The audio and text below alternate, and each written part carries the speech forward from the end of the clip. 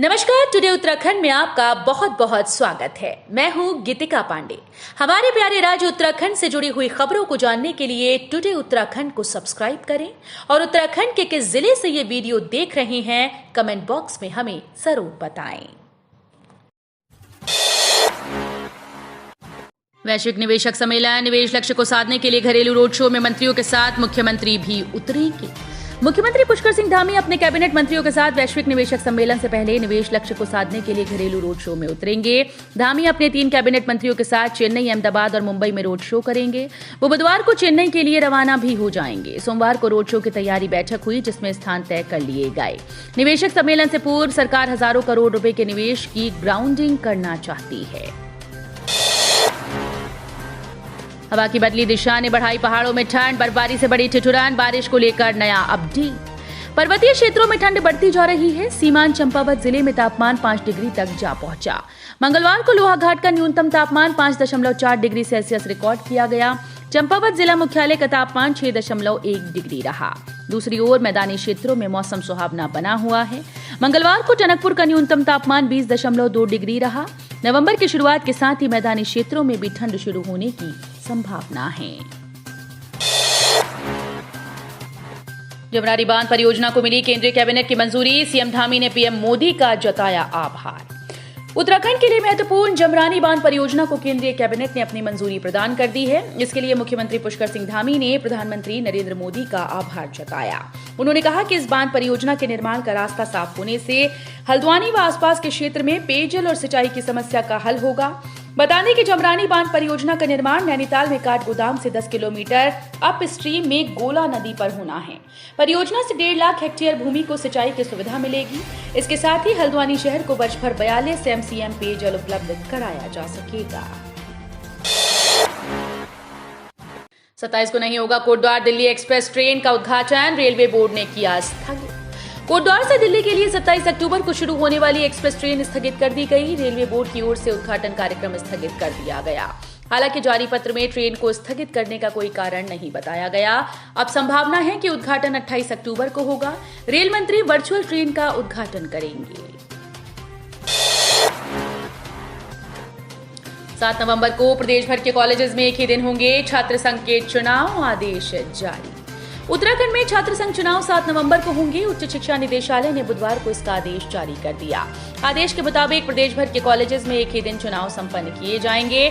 बता दें कि हाल ही में उच्च शिक्षा मंत्री डॉक्टर धन सिंह रावत ने जल्द से जल्द चुनाव कराने के निर्देश दिए थे, जिसके बाद उच्च शिक्षा निदेशक डॉक्टर CS सूठा ने सभी शासकीय व अशासकीय कॉलेज के प्राचार्यों को चुनाव कराने का आदेश भेज दिया। 2 दिवसीय दौरे पर पहुंचेंगे कल उपराष्ट्रपति जगदीप धनखड़। बद्री, केदार और गंगोत्री के करेंगे दर्शन। उपराष्ट्रपति जगदीप धनखड़ कल गुरुवार को उत्तराखंड की 2 दिवसीय यात्रा पर आएंगे। गुरुवार को गंगोत्री धाम के दर्शन के लिए पहुंचेंगे। उत्तरकाशी के पुलिस अधीक्षक अर्पण यदुवंशी ने बताया कि उपराष्ट्रपति के साथ ही प्रदेश के राज्यपाल लेफ्टिनेंट जनरल गुरमीत सिंह के पहुंचने की भी सूचना है। जिला प्रशासन की ओर से सुरक्षा की दृष्टि से उनके सीधे हर्षिल हेलीपैड पर उतरकर सड़क मार्ग से गंगोत्री धाम पहुंचने की संभावना है। भारी किराया बढ़ोतरी से छुटकारे का फॉर्मूला 1 साल में भी तैयार नहीं, बैठक में लिया गया था निर्णय। प्रदेश में वाहनों के भारी किराए और माल भाड़े से राहत का फॉर्मूला परिवहन विभाग 1 साल में भी तैयार नहीं कर पाया। इसके लिए गठित समिति एक बार राज्य परिवहन प्राधिकरण की बैठक में फॉर्मूला लेकर आई थी, जो कि रिजेक्ट हो गया। नए बदलावों के साथ फॉर्मूला तैयार नहीं हो पाया। प्रदेश में कई साल बाद किराया बढ़ोतरी, माल वाहनों के भाड़े में बढ़ोतरी पर निर्णय लिया जाता है। इससे जनता पर किराए का भारी बोझ पड़ता है। करंट में अटकी दुर्गम गांव में मोबाइल के 4G नेटवर्क गिरा। 520 टावर में देना है कनेक्शन।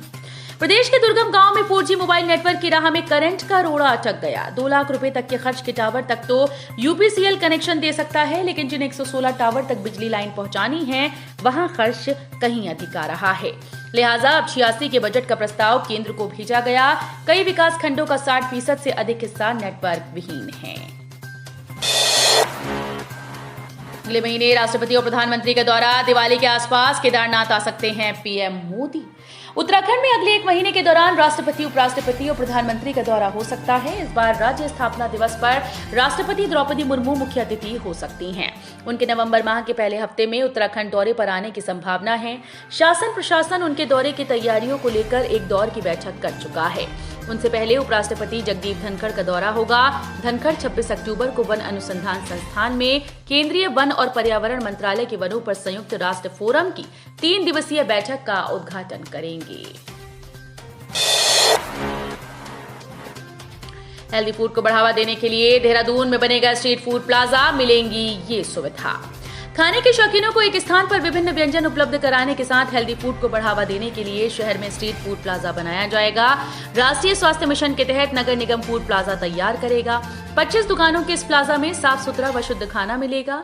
इस प्लाजा को बनाने के लिए नगर निगम ने 3 स्थानों पर भूमि चिन्हित कर ली है।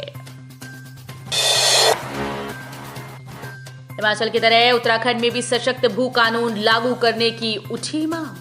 भारतीय जन सहभागिता पार्टी ने प्रदेश की तमाम समस्याओं को लेकर प्रदेश के मुख्यमंत्री को ज्ञापन प्रेषित किया। ज्ञापन में हिमाचल प्रदेश की तर्ज पर उत्तराखंड में भी सशक्त भू कानून लागू किए जाने की मांग की गई।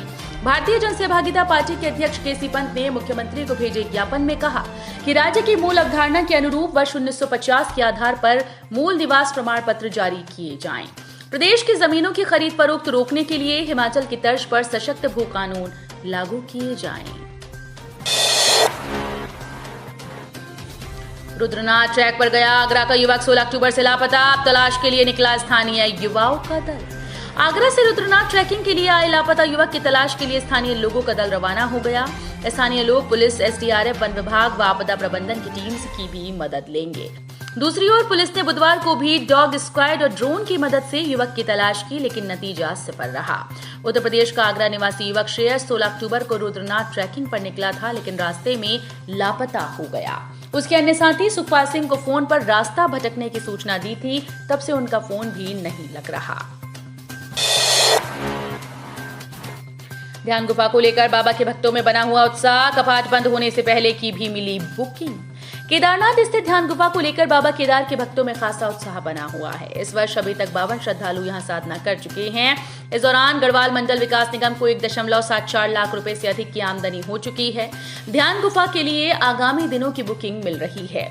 भगवान आशुतोष के 12 ज्योतिर्लिंगों में केदारनाथ में वर्ष 2018 में मंदाकिनी नदी के दूसरी तरफ ध्यान गुफा का निर्माण किया गया था। दशहरा पर परेड ग्राउंड में पत्रकार से अभद्रता करने वाले दरोगा सस्पेंड, डीजीपी ने बैठाई जांच। देहरादून में दशहरा पर्व पर परेड ग्राउंड में आयोजित कार्यक्रम के दौरान पत्रकार से अभद्र व्यवहार करने वाले दरोगा को सस्पेंड कर दिया गया। वहीं डीजीपी अशोक कुमार ने इस मामले में 3 दिन की जांच बिठाई है। तो ये थी हमारे प्यारे राज्य उत्तराखंड से जुड़ी हुई कुछ खास और अहम खबरें। इसी तरह की लेटेस्ट अपडेट पाने के लिए अभी सब्सक्राइब करें टुडे उत्तराखंड चैनल को। धन्यवाद।